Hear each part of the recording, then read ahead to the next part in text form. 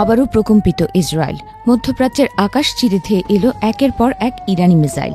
মার্কিন ইসরায়েলি আগ্রাসনের ২৬তম দিনে এসে যুদ্ধের রূপ এখন আরও ভয়ঙ্কর। ইরানের নির্ভুল নিশানায় তছনছ হয়ে গেছে ইসরায়েলের ৭০টিরও বেশি গুরুত্বপূর্ণ সামরিক ও কৌশলগত স্থাপনা। অপারেশন ট্রু প্রমিস 4 এর আওতায় এটি ছিল ৮১তম দফার প্রতিশোধমূলক হামলা। ইরানের থেকে ছুটে যাওয়া ইমাদ, কিয়াম, খোররামশাহ 4 এবং কাদের মিসাইলগুলো আগুনের গোলার মতো আছড়ে পড়েছে ইসরায়েলের বুক জুড়ে। হাইফা থেকে দিমোনা পুরো ইসরায়েল এখন ধ্বংসস্তূপে পরিণত হওয়ার পথে।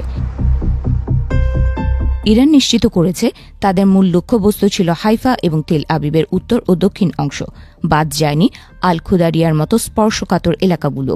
ইরানের দাবি প্রতিটি মিসাইল তার নির্দিষ্ট লক্ষ্যবস্তুতে নিখুঁতভাবে আঘাত হানতে সক্ষম হয়েছে।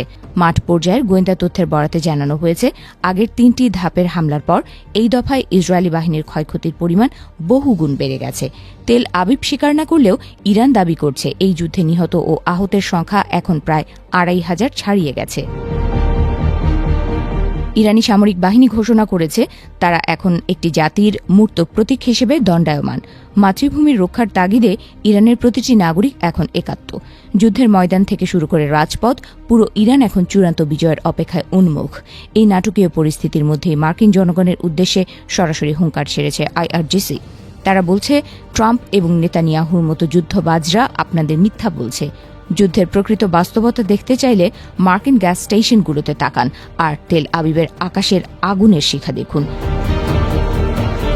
ইরানি বাহিনীর পক্ষ থেকে মার্কিন বাবা মায়েদের সতর্ক করে বলা হয়েছে তারা যেন তাদের সন্তানদের নেতানিয়াহুর স্বার্থে নরকে না পাঠান। ইরান স্পষ্ট করে জানিয়ে দিয়েছে, লাখো ইরানি জনতার সমুদ্রে আক্রমণকারী বিদেশি সেনারা তলিয়ে যাবে, তাদের কোনো অস্তিত্ব অবশিষ্ট থাকবে না।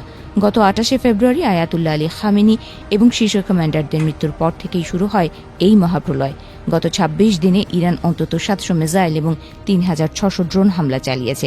অন্যদিকে ইরানের আকাশ প্রতিরক্ষা ব্যবস্থা ইতোমধ্যে ২০০টিরও বেশি শত্রু বিমান ও ক্রুজ মিসাইল ভূপাতিত করেছে।